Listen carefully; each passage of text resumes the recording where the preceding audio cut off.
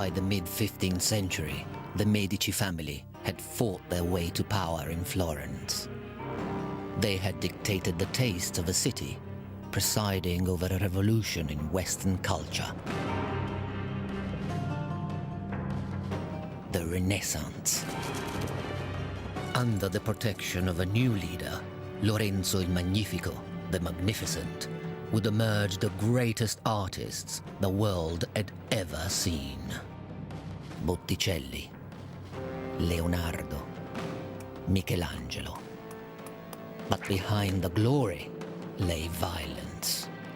The seeds of a terrifying religious backlash that would take the city, the Medici, and the Renaissance to the brink of destruction.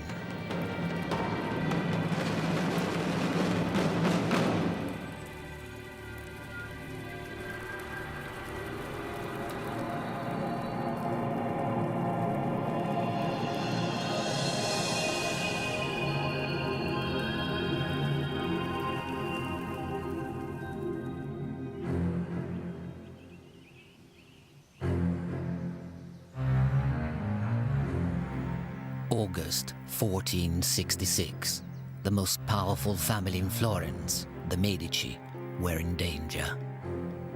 Stories were spreading of a coup d'etat by rival families determined to take control of the city.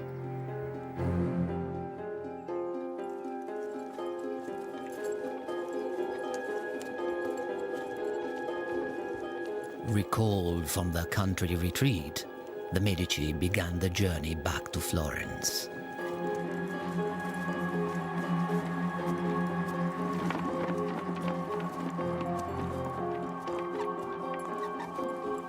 Their safety on the open road depended on the vigilance of two brothers, Giuliano and Lorenzo, the heirs to the Medici dynasty.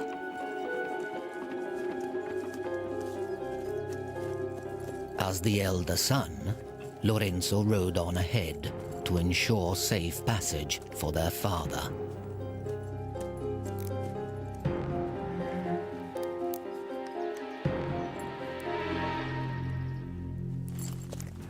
But it wasn't Lorenzo the assassins were after.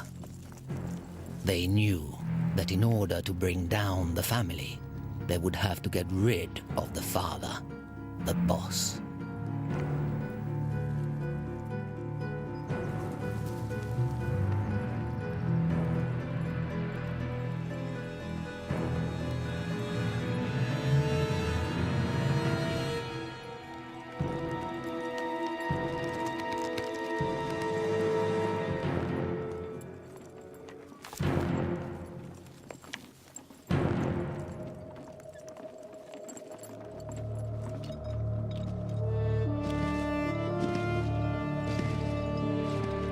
Lorenzo's quick thinking had saved the family from disaster.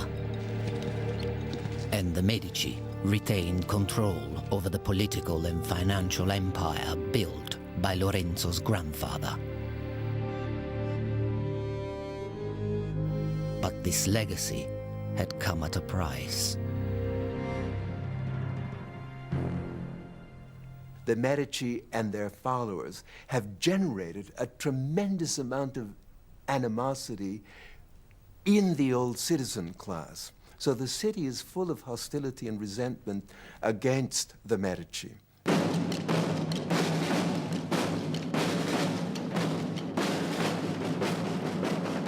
The family was vulnerable. They needed new allies, allies beyond the walls of Florence. The Medici are so uneasy about their future. They realize that their position in Florence is somewhat perilous. They therefore need the backing of military families outside of Florence. And for the first time in the history of the Medici family, they actually go outside the city for a spouse.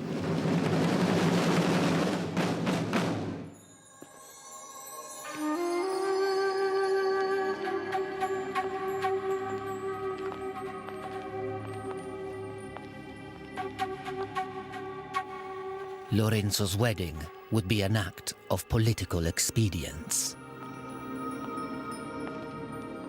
The marriage is very important because it establishes links between a Florentine mercantile family and one of the most powerful families of the Roman aristocracy. So it's a form of ennoblement of the family.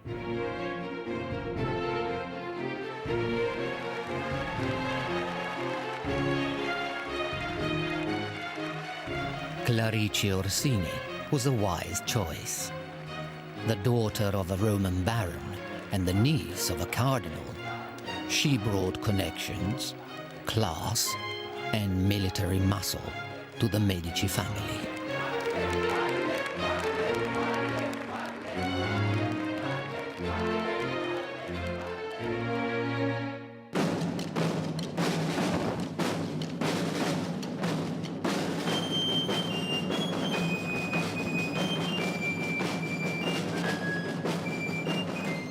The wedding was celebrated with 5 magnificent banquets.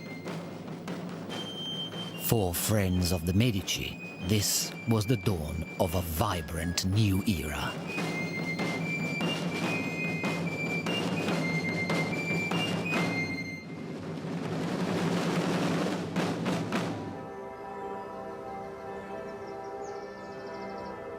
For 3 generations, the city had owed its cultural identity to Medici patronage.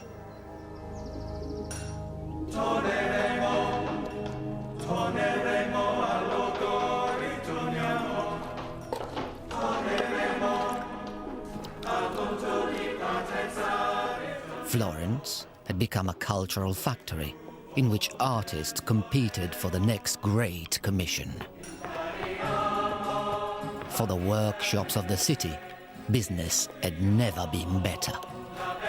The scene in one of these places must have been extraordinary, absolute chaos. You'd have patrons running in and out, looking at work that was in progress, commissioning new works, people mixing colours in the corner, chipping away at blocks in another, casting. People would be casting bronzes in another corner. Probably the master artist would be negotiating some of the deal, so he'd be dealing with papers in one corner, looking at people's work, scrapping it, saying he likes that, don't like that, try it like this. It would have just been organised, creative brilliance and confusion, but very sweaty, very dirty, very messy.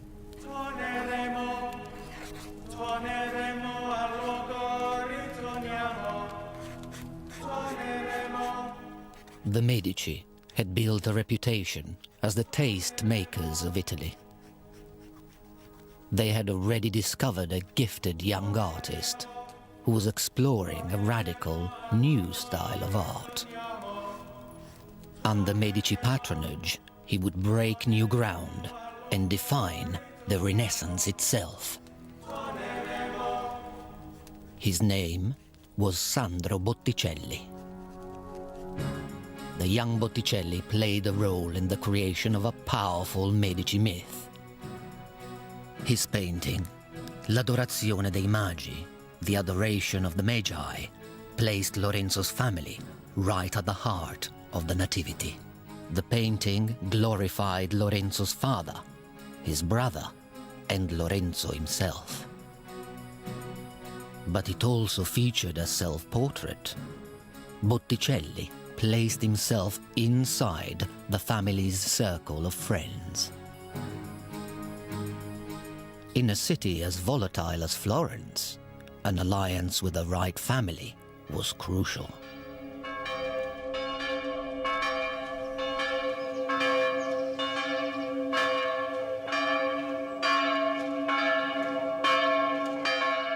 In 1469, the Medici faced uncertainty once again. Within weeks of the wedding, Lorenzo and Giuliano's father finally succumbed to his illness.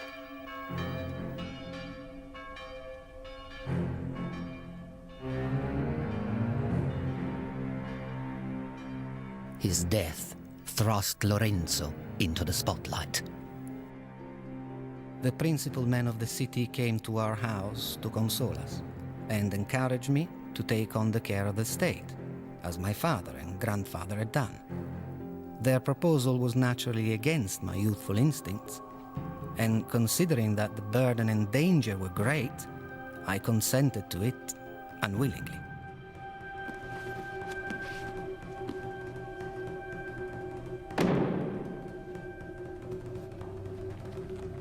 It's an immense moment where he becomes the first citizen of Florence. He is the main man. I don't think he really wants to be. I think he has to be because he's very much on a European, even a global stage. He has to be seen to take control.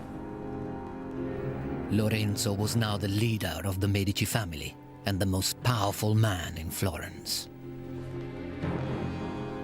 He inherits the leadership and he becomes the godfather of the Florentine people, the maestro della bottega, the boss of the shop. And it's arguable that all Florence is Lorenzo's shop.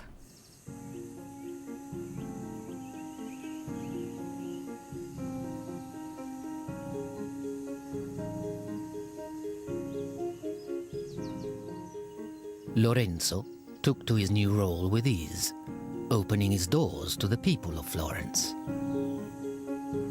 The Medici have been in power a long time by now. They are politically very astute, and I think they've realized that actually the masses, the poor people, can develop their own voice. They can change things.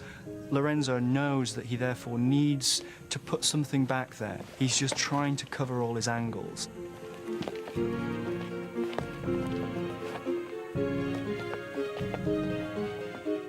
In exchange for whatever they could afford, Lorenzo offered help to the ordinary people of Tuscany. The whole system of government by personal loyalty is a very Mediterranean one. It's very like the system by which the mafia ruled southern Italy for many centuries. This is a very face-to-face society in which government is distant, whereas the man who wields the authority is the reality. A network of mutual favors soon spread across Tuscany. These were the friends of friends, gli amici degli amici.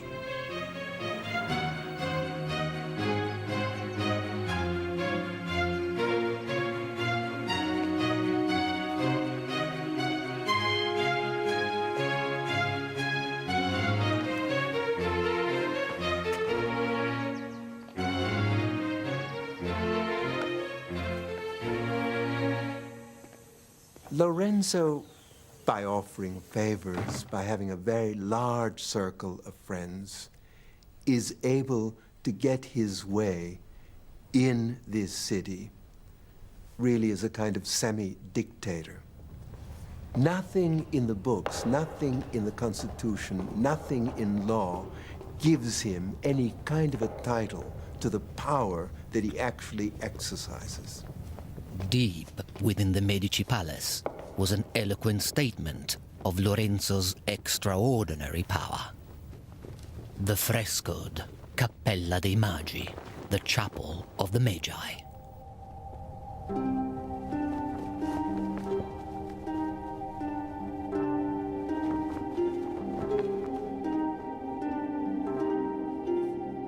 Spread across all four walls, parading through the hills of Tuscany, were 3 generations of the Medici family.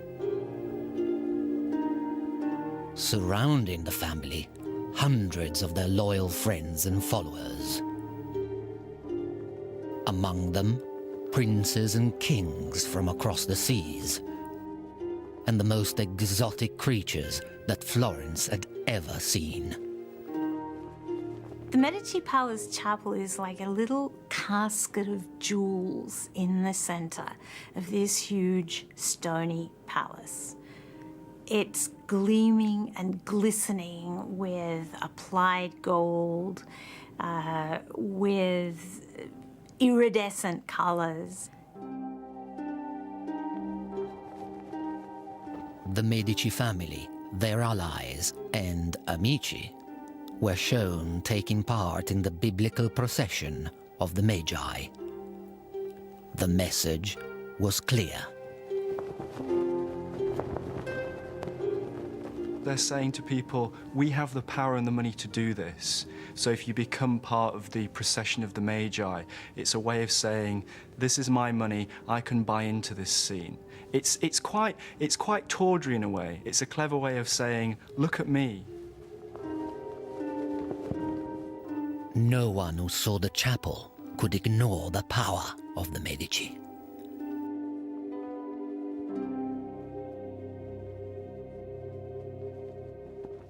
Lorenzo had been born into great privilege, but he had also been brought up a scholar.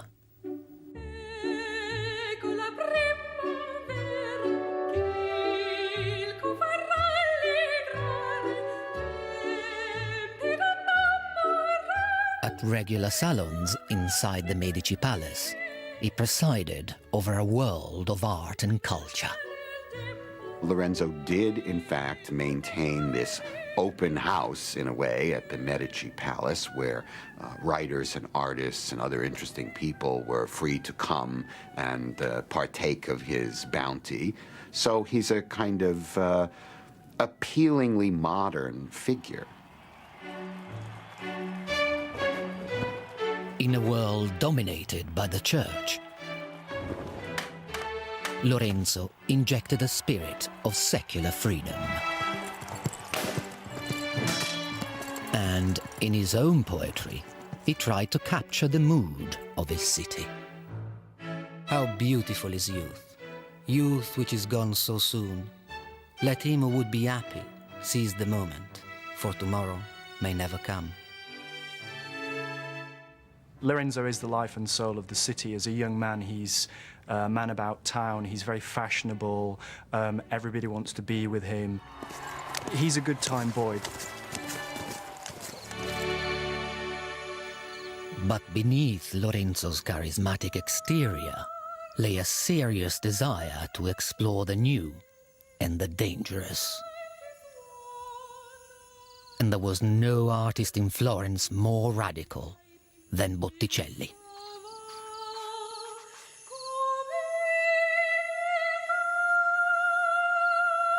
Botticelli made his bread and butter, like many other artists, working on religious projects. But I think his heart was in any subject matter other than Jesus.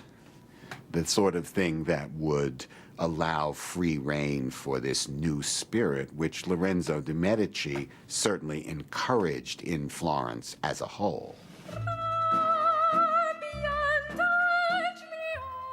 Under the protection of the Medici, Botticelli created an entirely new kind of art. He called his work La Primavera, the spring. But it was neither portrait, icon, nor holy celebration. La Primavera was pure fantasy, inspired by poetry and fueled by a vivid imagination.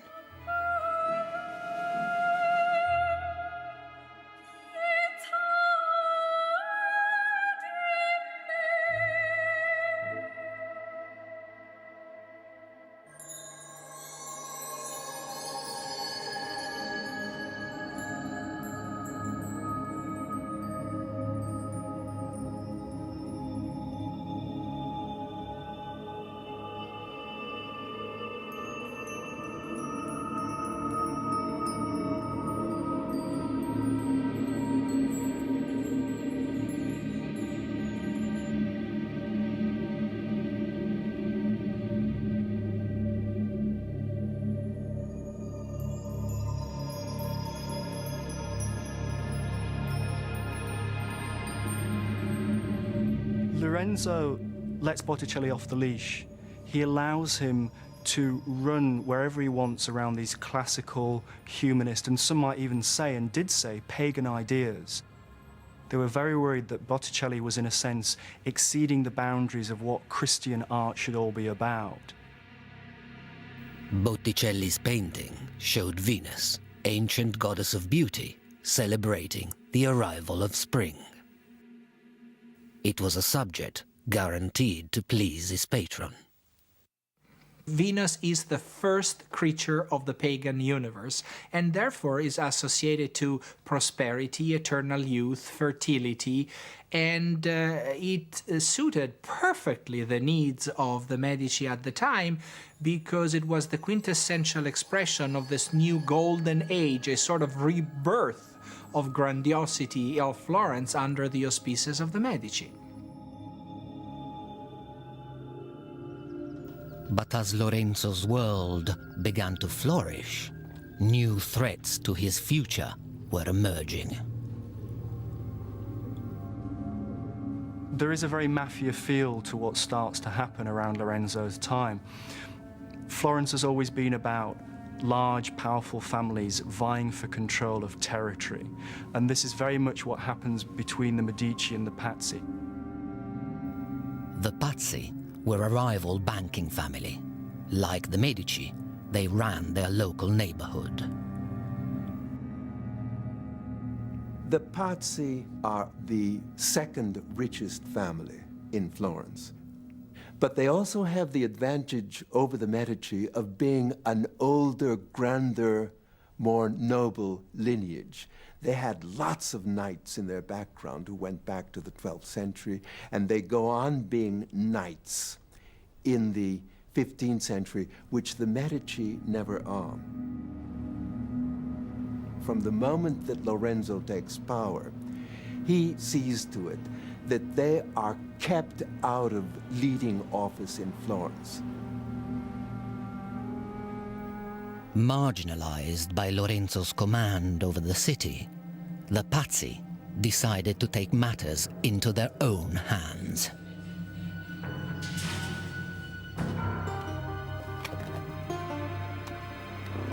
They settled on a simple plan: the total elimination of the Medici rivals, especially Lorenzo and his younger brother. The Pazzi had powerful allies. The leaders of the Catholic Church were heavily in debt to the Medici Bank. It was in the interest of the Church to collude with the Pazzi. But any operation against Lorenzo and his brother had to be carefully planned. The conspirators knew that they must kill both, because if they killed the elder brother only, then there was Giuliano, who was very good looking, who was certainly intelligent, who was popular, around whom the Medici families would have rallied. So the two had to be eliminated. This was extremely important.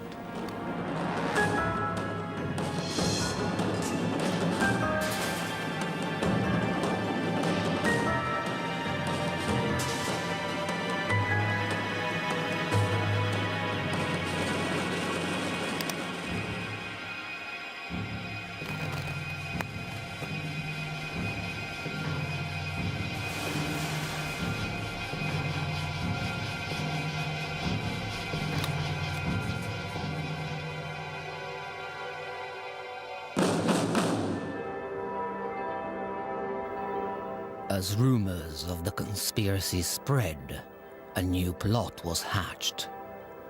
It could not have been more sacrilegious.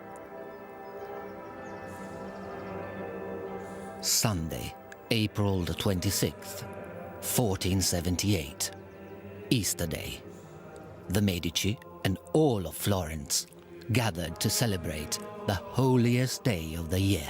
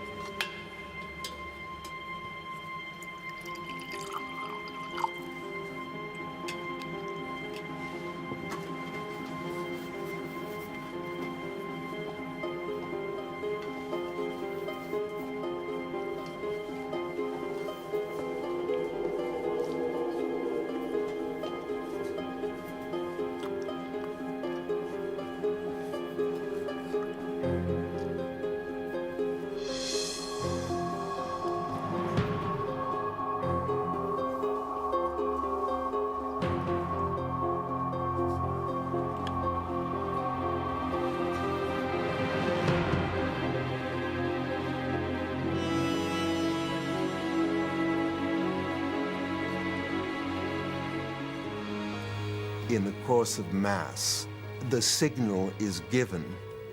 Both men were in the cathedral at the same time, so that seemed to be the moment to do it.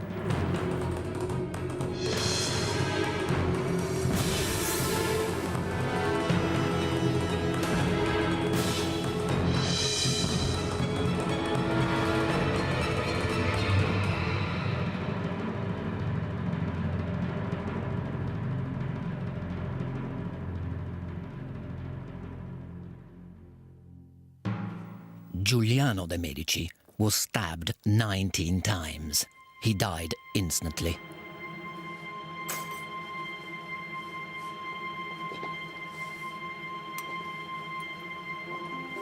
But Lorenzo was unaccounted for.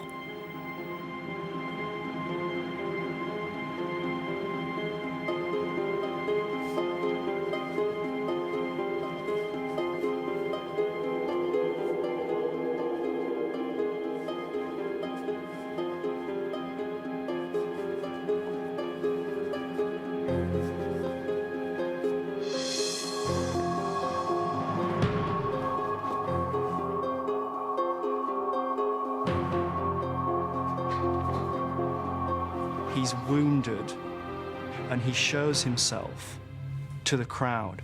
It's a way of saying, we're still here, we're still alive. And as soon as that happens, then the Medici is still in business.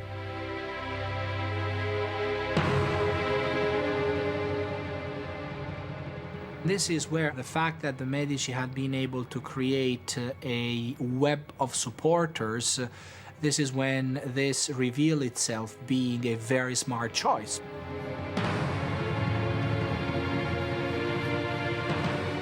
The plotters realize that the game is up. The supporters of Medici were in such rage over what had happened that they were simply ready to kill at will.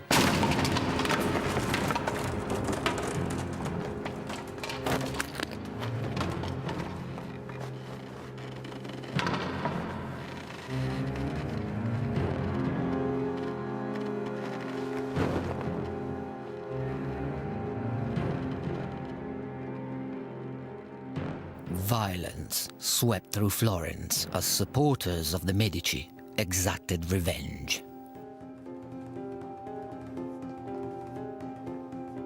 Giuliano's murder sent shockwaves through Tuscany and shook Lorenzo to his core. Medici power now hung by a thread.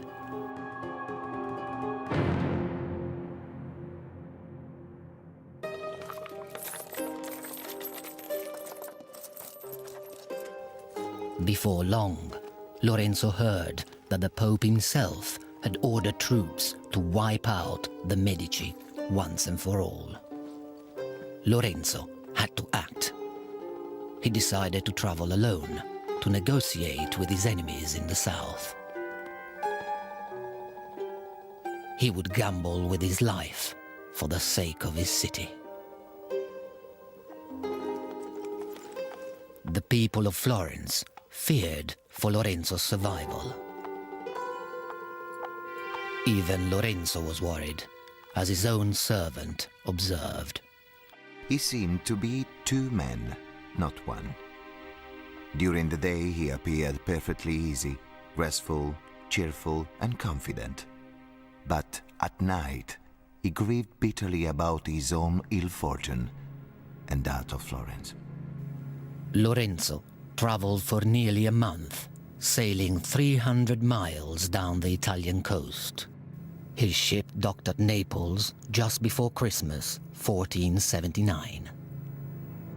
Lorenzo arrives in Naples with money, with gifts for all the courtiers, with his charm, and a deal of peace is cut between the two sides. And although the Pope is very unhappy about this, very unhappy, he's kind of brought into it, kicking and screaming.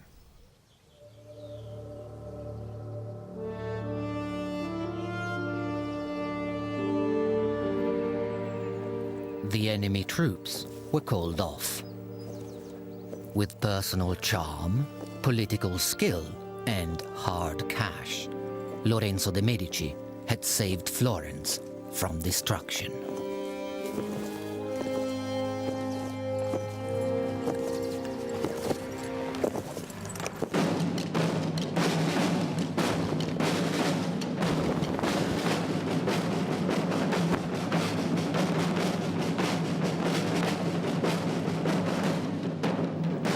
Lorenzo was hailed by his grateful city, Il Magnifico, the Magnificent.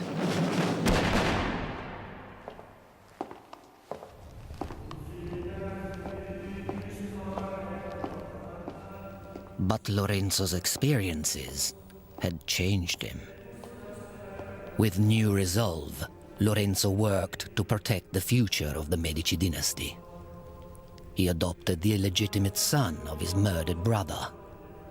The Medici needed all the heirs they could get. And he took over the city government, declaring that all legislation required his approval. With Florence now under his personal control, Lorenzo would use his power and wealth to magnificent effect.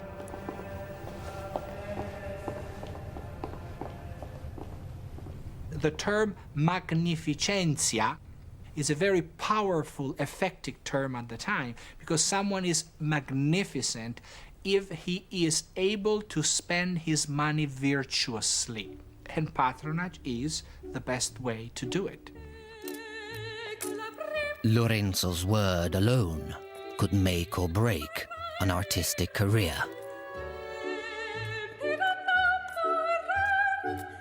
He often commissioned work from one of the busiest studios in Florence, owned by the wealthy craftsman, Verrocchio. Verrocchio left most of the everyday jobs to a group of apprentices. One of them was producing the early indications of extraordinary work, unlike anything Lorenzo had ever seen before.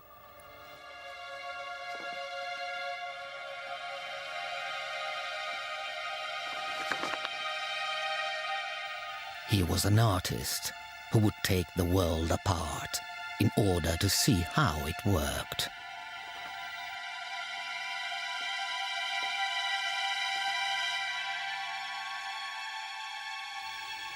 He would soar above the others. His name was Leonardo da Vinci.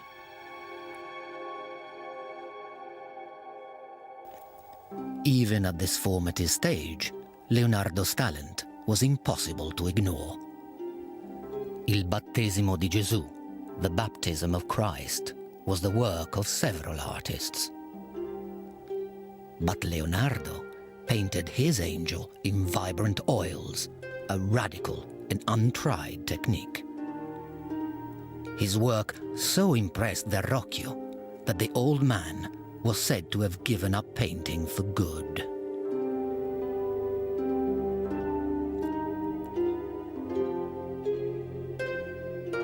Leonardo was determined to reflect the detail of the natural world.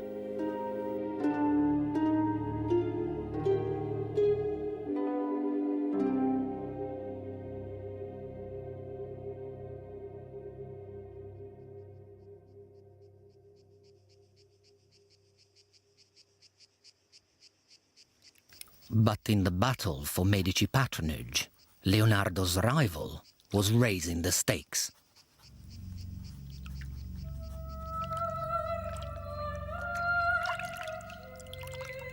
Inspired by the classical sculpture in Lorenzo's private collection, Botticelli took his unique style to new extremes.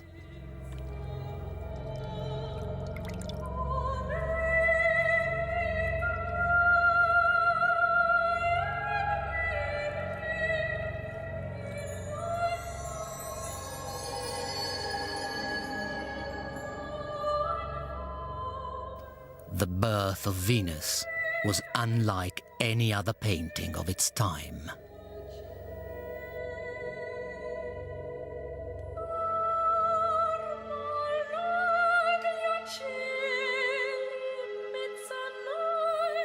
A private commission for the Medici family, it was a daring celebration of human desire.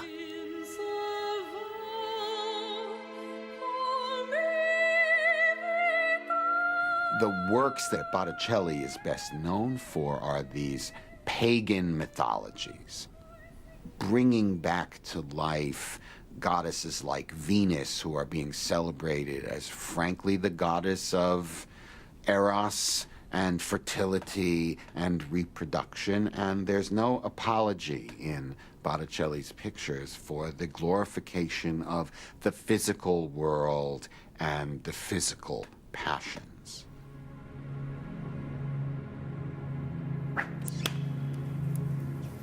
But the freedom that Lorenzo brought to Florence was about to come under threat. One man believed Lorenzo was leading the city on a decadent path to destruction. A Dominican monk by the name of Savonarola.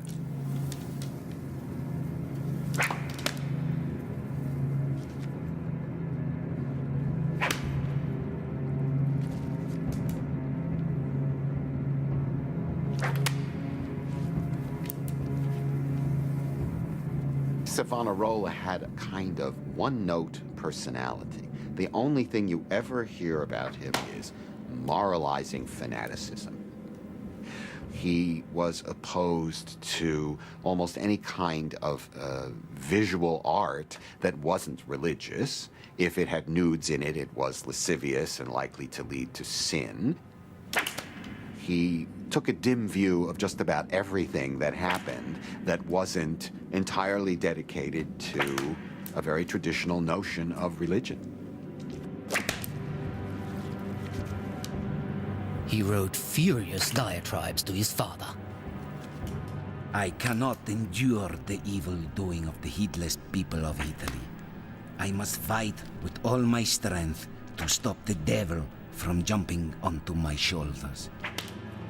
Savonarola's disgust became an obsession. The liberties of Lorenzo's Renaissance city offended Savonarola to his core.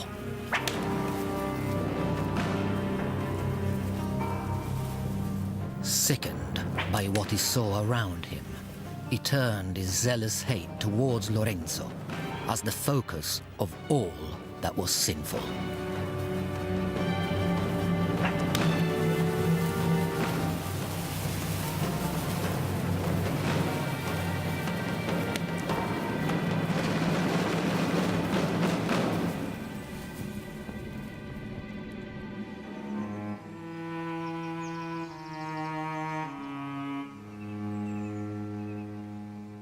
On July the 29th, 1487, tragedy struck the Medici family. Lorenzo's wife, Clarice, died suddenly from tuberculosis. She was only 34. Lorenzo lamented the loss of those closest to him.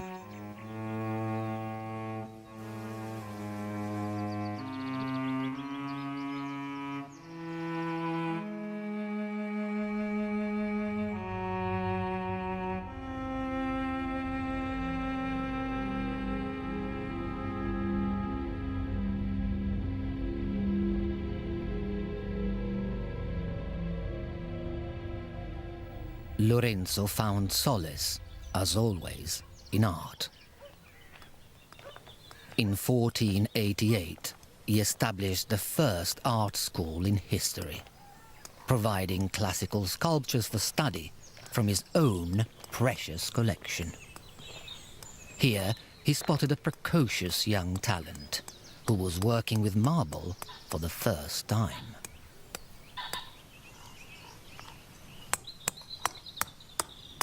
One of this young artist's early projects was to copy the head of a faun, an ancient satyr-like figure. And Lorenzo came to look at it and said, "Oh, that's very good," but kind of in a joking way said, "But you know, fawns are supposed to be old men, and you've let this fellow have all of his teeth, and very few old people have all of their teeth." This young man was mortified that he'd been criticized, and he immediately knocked out one of the teeth with a chisel and had Lorenzo come back and look at it again. Michelangelo Buonarroti was only 13. Lorenzo is a connoisseur. He really knows what he's looking for. He's got a very good eye, and he sees it immediately in Michelangelo. Lorenzo takes him right under his wing, because I think he knows that this guy's fragile. He's a troubled young man, and he has to really cajole him. Lorenzo decided to bring Michelangelo into his family. The young artist was given his own rooms at the Medici Palace to grow up alongside Lorenzo's 7 children. What I think is interesting is the close relationship that grew up between Lorenzo and Michelangelo. They seemed to see each other almost every day, and particularly interesting is how invested Michelangelo became in Lorenzo's approval. What Lorenzo does with Michelangelo is something new. It's a very intimate relationship between patron and artist. Lorenzo would invite Michelangelo to his dinner table. Michelangelo would sit there with people like Botticelli, with Ficino, and he would listen to the sort of things they were talking about humanist theories, about classical antiquity, and he absorbed all that, and you can see it coming out in the sculptures and in the drawings and in the paintings of that period of Michelangelo's life.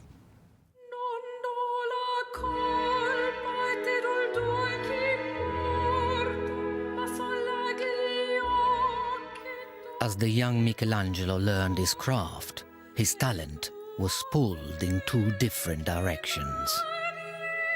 He applied himself to traditional religious subjects with great devotion, but he was increasingly drawn to the raw drama of the classical legends he heard at home.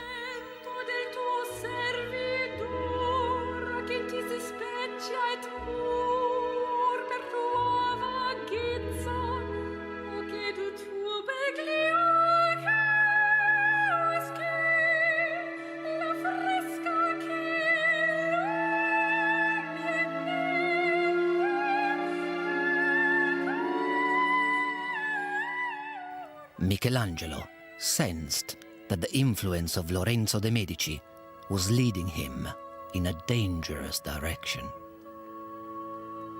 And he was not alone. Savonarola had found an audience for his beliefs.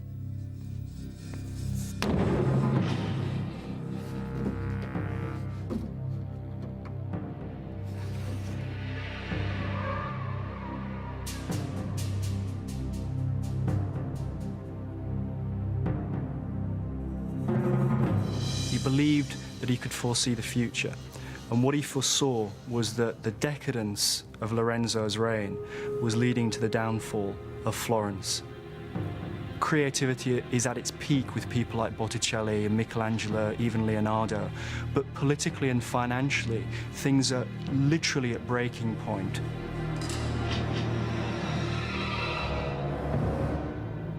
Florence was split down the middle between the people who wanted a kind of elegant, intellectual, secular lifestyle, and the people who felt that Savonarola was making a good point, that the society had gone off the track in this new direction. Under Lorenzo, Florence had reached new heights of culture and sophistication. But swept up in the excitement, Lorenzo had loosened his grip on the family business.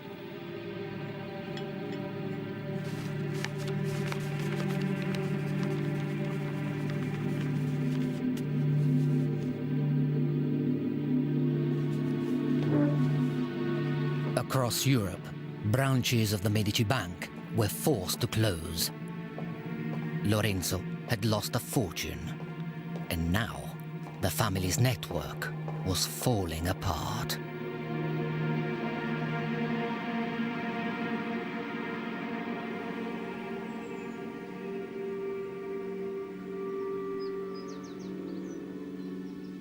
they stopped coming through for the friends. Their whole power depended upon being godfathers, upon maintaining this circle of loyal followers to whom they had obligations and who could reasonably expect their obligations to be fulfilled. There were more people asking for favors than favors to be distributed. And inevitably, some people went away empty-handed and unsatisfied.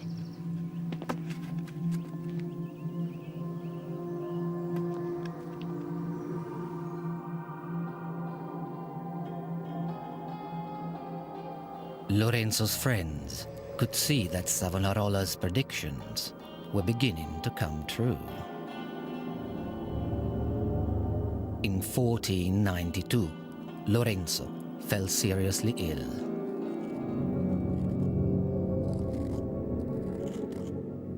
His physician prescribed an extravagant concoction of pulverized pearls and precious stones. But medicine could not ease Lorenzo's fears for the future of the dynasty. Lorenzo put his faith in a new power base for his heirs. He turned to the church.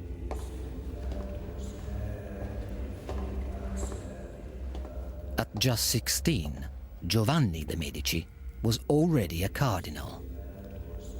The position had cost Lorenzo a fortune he could barely afford.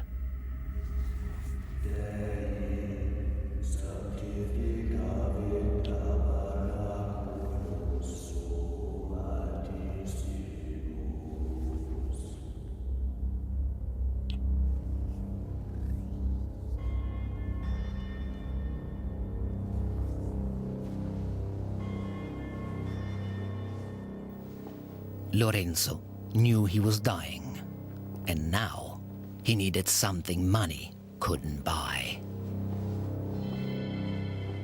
All of your writing about youth, all of your books in your library, and all of your authors writing about classical philosophy are not functional to the very ultimate thing that you need, which is the redemption from all of the sins you have committed.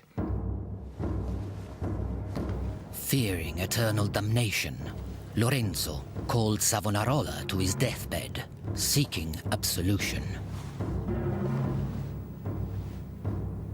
But Savonarola's judgment was harsh. He damned Lorenzo.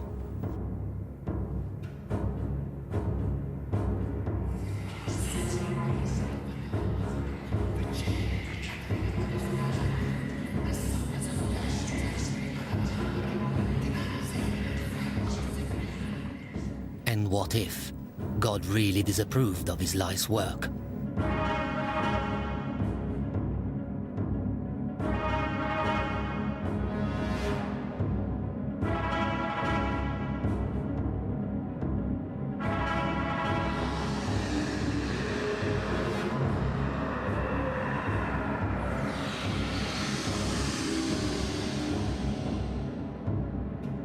At the age of 43, Lorenzo died, fearing hell to his last breath.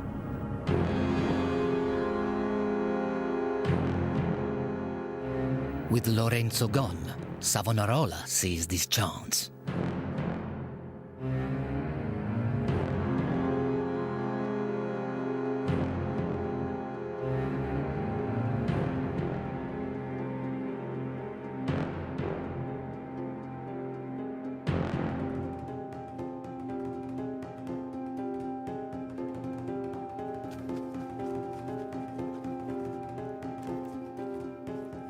Even Botticelli was swept along.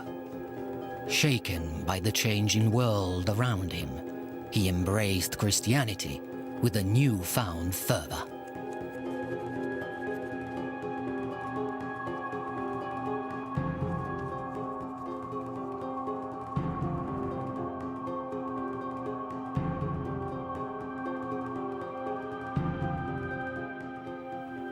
Botticelli did a number of paintings on rather apocalyptic religious themes that were suggested by the sermons of Savonarola. So clearly he was listening.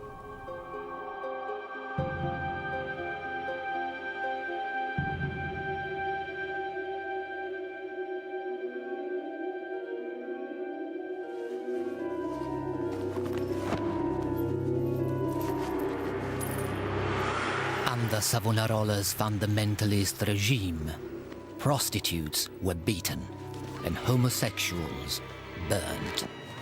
Any display of makeup and jewelry was forbidden.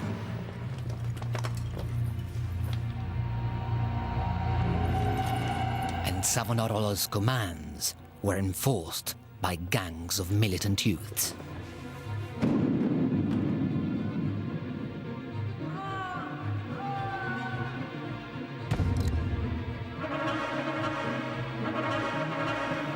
Savonarola wanted to create the kingdom of God on earth by any means necessary.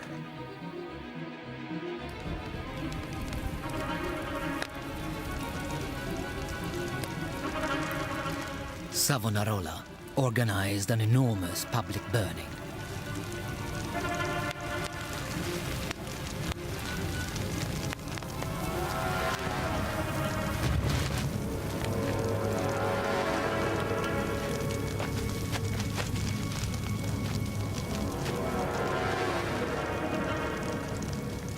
Onto the flames went books and figurines, wigs, cosmetics, and jewels, all the accessories of Lorenzo's vibrant Renaissance.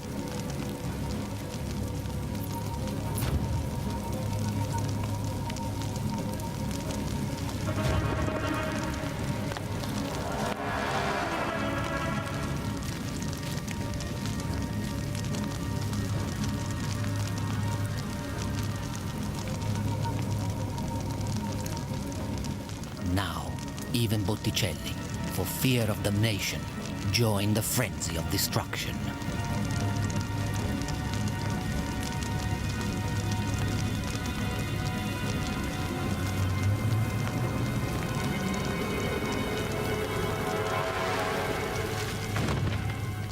He hurled his own paintings into the flames.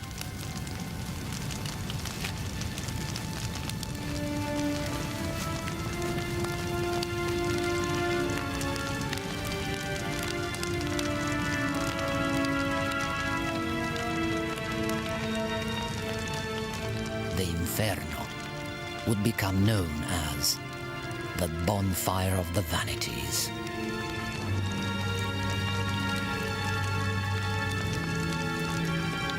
Florence was in search of salvation and had become a vision of hell.